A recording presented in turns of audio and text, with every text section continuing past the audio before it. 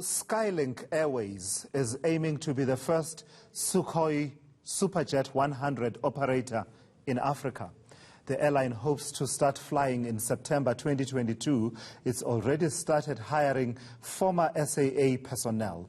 The company was established by entrepreneur Clarence Andrea Steyn.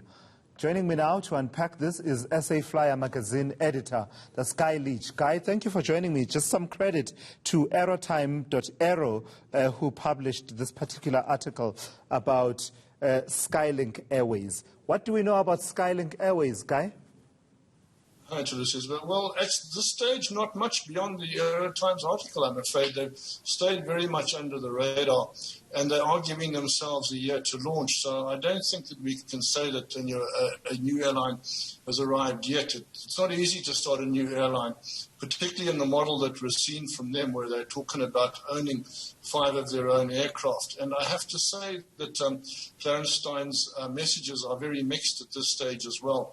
He's talking about the Sukhoi Superjet.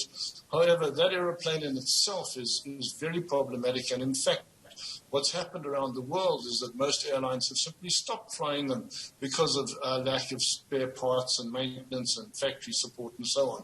It was originally launched nearly 10 years ago as a collaboration between Italy and Russia, and quite frankly, it just hasn't caught on and has now been overtaken by better products from Embraer and from Airbus, which was then Bombardier, the smaller aircraft there. The model also just doesn't make sense. They're talking about stepping into the gap left by SAA.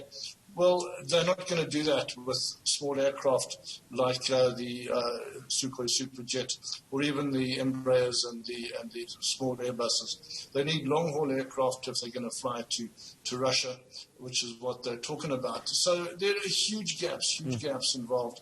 And it's possible that they're talking about, or they're thinking about, becoming what we could call a virtual airline.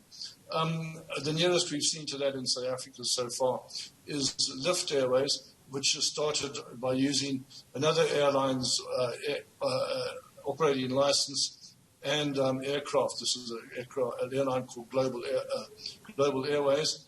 But that's not what we're hearing from Skylink. Skylink are trying to launch with a big splash, and I suspect that they're going to go the way of so many other airlines that have launched in South Africa. What are they seeing in as far as the market is concerned, Guy, with the weaknesses that SAA faces at the moment? And SAA was a significant player in the South African market, but in terms of the domestic market, it could be argued, and I don't know this for a fact, but it could be argued that it was slowly, if not already, had been overtaken by the new players, the new entrants that were its competitors.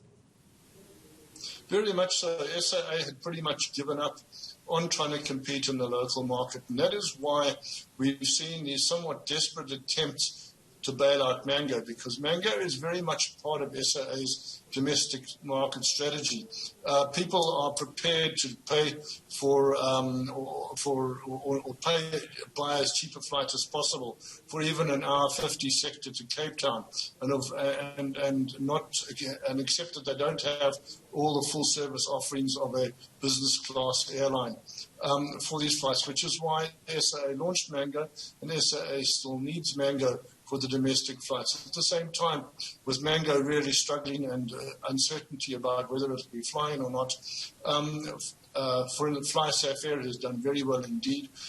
British Airways, Comair Kalula has got back into the market, and Lift is surviving, which is all credit to it. So there's very little space left in the South African domestic market for a new contender, especially one without a track record in flying aircraft that are significantly smaller and therefore have significantly higher costs than the aircraft that are being currently operated.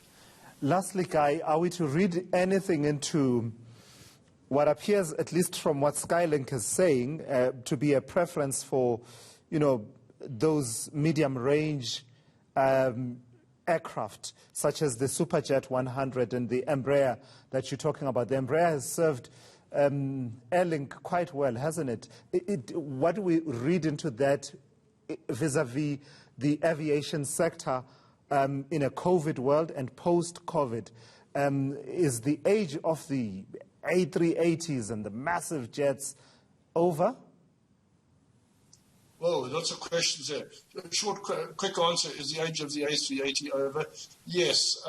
These days, no airline needs to be operating four-engined aircraft, and that is one of the problems SAA is going to have with the restart, having been left with a fleet of obsolete four-engined A340s. What else does it tell us? Well, it tells us that they're probably able to get these Sukhoi Superjets incredibly cheaply because, quite frankly, no one else wants them, and they're also already obsolete.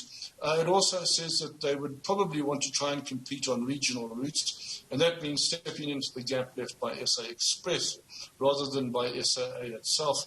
However, it needs to be pointed out that Airlink, as you've already mentioned, Roger Foster, is an incredibly good competitor, and quite frankly, he's already taken up most of the space left by the end of Express. And finally, I think the big question in everyone's minds, including mine, because we don't know the answer, is how much longer the COVID crisis will continue. And the best guesses we have is that we're not going to see much relief, particularly for international travel, before the end of quarter four, the final quarter of this year. So it's extremely difficult to anticipate or predict whether there will be a market for a new contender like Skylink from the middle of next year. All right. Thank you for your insights there. That's Guy Leach. He's the editor of SA Flyer magazine, weighing in there on, what's purported to be or, is punted as a potential competitor in future for SAA. It's called Skylink Airways, and their preference for the Sukhoi Super 100, Superjet 100. Let's see what happens in the coming months and years. They're saying they're launching in September 2022.